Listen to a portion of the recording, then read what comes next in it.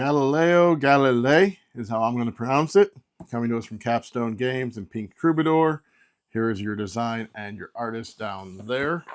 Flipping this over. It is 1 to 4 players, 14 up, 60 minutes. Welcome to the turn of 16th and 17th century. Learned astronomers shifted from gazing at the heavens with the naked eye to using the first telescopes. Join them in their awe-inspiring astronomical observations. However, you must exercise caution. The church remains vigilant. Heretical ideas shall be severely punished.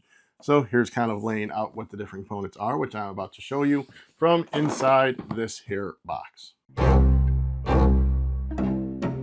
All right, so let's get this open. We, of course, start with a rule book. So let's get that. So here's all your components. Before your first game, the player boards do come where you have to put these little dots on them. That was a little bit of a pain. It was a little hard to peel off the paper on them.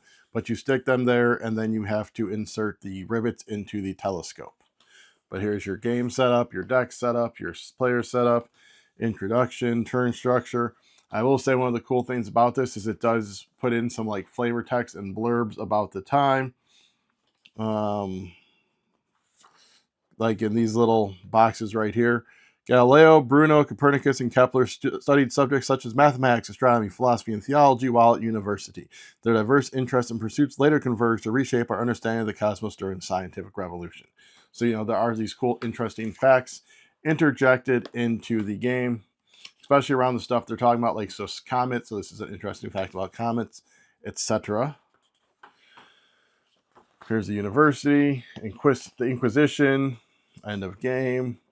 These are all about the astronomers and then their special abilities. You then have the solo game and so forth. There you go, one last one. End of the solo game, the appendix. You see here, this is the colorblind help. And then here are your designer and artist, etc. And then all the icons on the back. If you want to learn how to play this game, there will be a link up above for the how to play that I do for it. All right, so up first we have all of the different astronomers. Let me get this one to the back. All right, so you have their basic side where they don't have their special power and just have a space for your quadrants. Then the back they have their special powers. And then you have Tycho Brahe. He is the solo opponent. There's that. And then, as I said, they have their special powers on this side. All right, next up, this is one of the components for one of those special powers right there. We then have the massive main game board. So we'll start here. So this is where your observation things are going to go. You have your point track around here. When you spot a comet, it goes up here on the one side. When you use it, it comes down to the 2. When you use it again, it goes down here. Then eventually you can put it on these book of comets. These are for 3 and 4 player games only. Over here, you have the university and objectives and so forth. And then I forgot exactly what this is called, but this is where that keeps track of your reputation down there. So you have 4 player boards. So they are such as this. Like I said, this is this double layered part. So this is what you had to use those little glue dots basically for to get that. Then you had to install the rivet to put your telescope on. I will say they are pretty loose. The rivets didn't really get like super tight in there. So it is relatively loose movement. And then the rest of your board bits. So again, 4 of those. Now down here in the 4 player colors.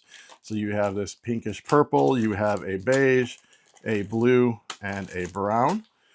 So for these components, you have a few different bits. Let's get this laid out here.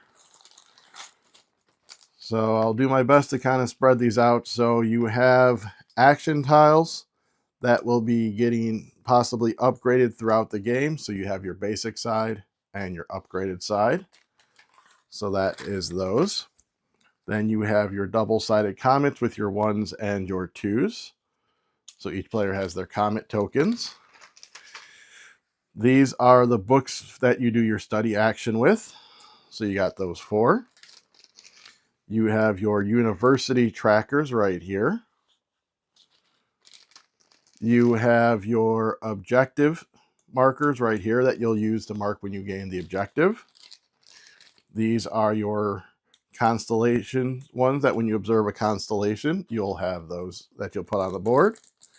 And then you have a score marker and an Inquisition marker, and the score marker goes to 100.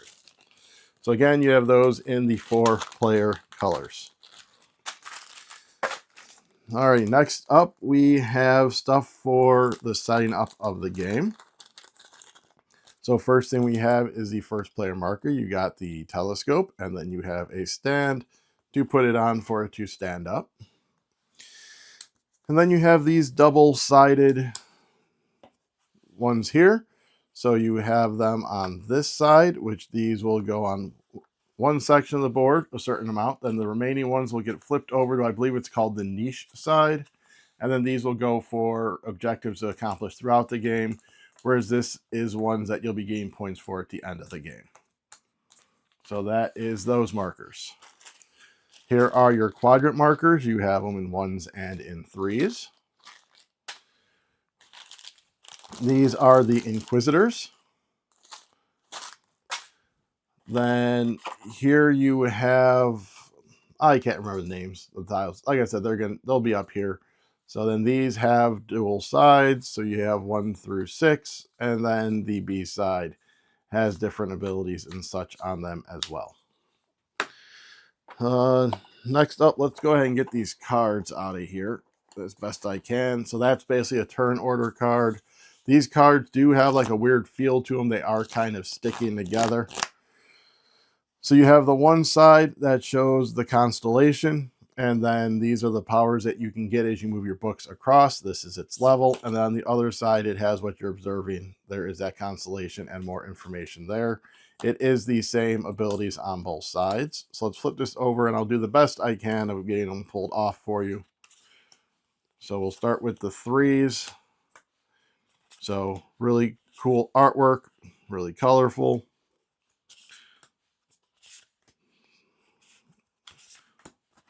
With more play, I'm hoping these cards break in, because yeah, right now they're sticking and a little hard to manage.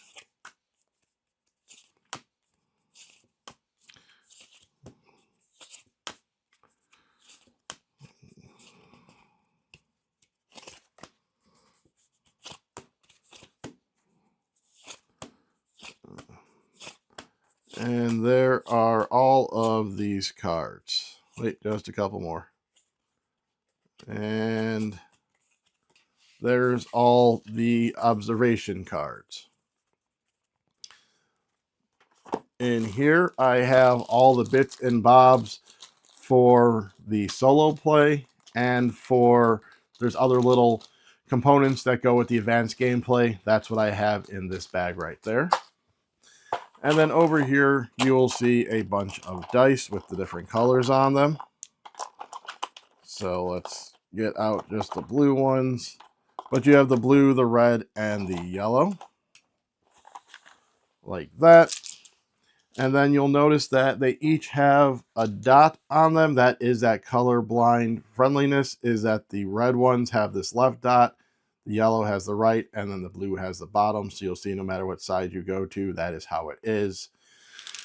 And that is the dice. So that is everything that is in Galileo Galilei from Capstone Games. If I could please go ahead and get you a head down below and hit like, subscribe, comment, share, and ring the bell, that would be much appreciated. If you're looking to purchase games, there's a link down below that can help the channel by using our affiliate link at Miniature Market to buy your games. If you use that link and buy games, we get a portion of those sales.